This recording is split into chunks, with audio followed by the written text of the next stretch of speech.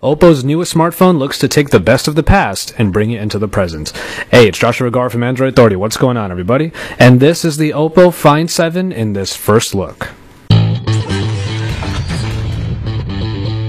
As should be evidenced by the usage of the Find name, this is an update to the original Find 5 that was also a bit of a trailblazer in its own right, as it was one of the first phones to come with a 1080p resolution display. That tradition continues here on the Find 7, as it comes with an industry-first 1440p display, not called 2K by the company, but instead Quad HD.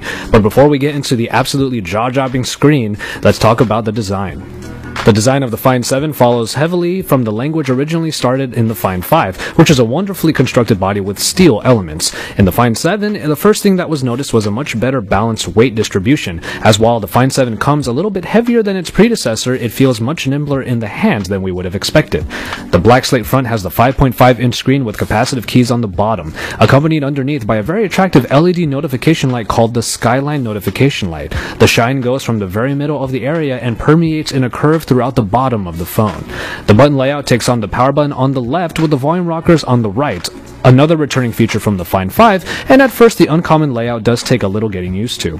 Coming around the back, you will notice that there are two different backs in this video, as the phone comes in two different versions. Called the Find 7A or Lite, there's a version that sports a 1080p FHD display instead and includes somewhat lowered specifications that will have a brushed backing that does feel quite nice but is a bit slippery to the touch. The version sporting the Quad HD display instead has a carbon fiber backing that definitely feels more secure in the hand and has an attractive textured pattern. Either version will make for a phone that looks absolutely great, even more so in the white version if that is your preference. Now, 5.5 inches isn't quite a common size for a phone screen, as phone manufacturers are starting to stretch the limits of 5-inch form factors with 5.1 and 5.2-inch offerings nowadays. And then you have the larger phablet space that can range from 5.7 to the 6.4. Instead, Oppo went for the middle route and thus has a phone that does have a 5.5-inch screen but has the general size of a Samsung Galaxy Note 3. The result is a phone that is right on the line of discomfort when using one-handed. It's nowhere near the discomfort of a full-size phablet, and its form factor, we believe, will gradually feel normal to most users. Though the sides are rather thin, the flatness allows for a good enough grip that things never get out of hand. The screen is one of the biggest stories here with its 2K or Quad HD resolution, coming in at 2560 by 1440 and has the highest pixel density of any device in the world currently at 534 pixels per inch, thus bringing the first display experience of its kind. You can go to AndroidAuthority.com and see our examples of the differences between this and 1080p resolution screens, which all lead to the same conclusion. The Find 7 is incredibly sharp. But while under a microscope it might be easier to see how much more packed the pixels are, to the general user's eye, it's a certainty thus that the viewing experience will be highly enjoyable. Oppo is really showing their display pedigree with the Find 7, and it was honestly one of the most photogenic screens I have had the pleasure to film and photograph.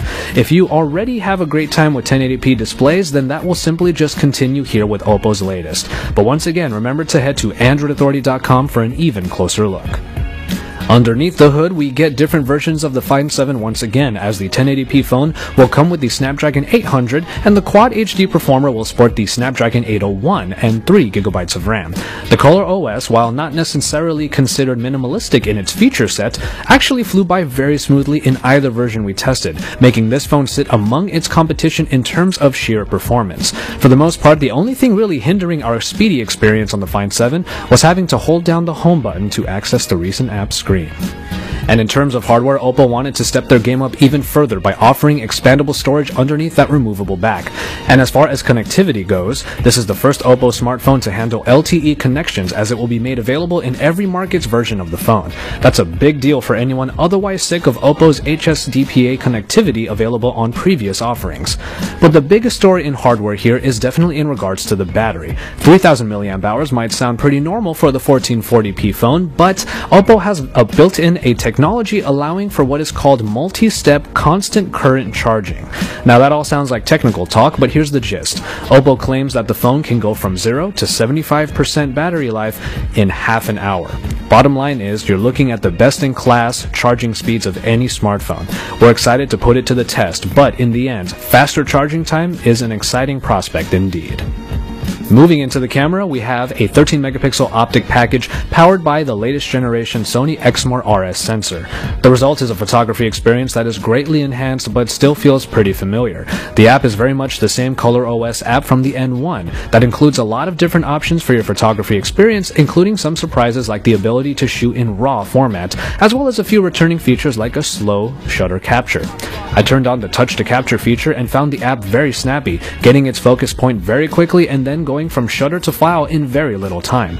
And during our first glance, the pictures all looked quite nice, but our full review will really put it through its paces, so stay tuned for that. And finally, we'll talk about the software, as we have the ColorOS that returns from the Oppo N1.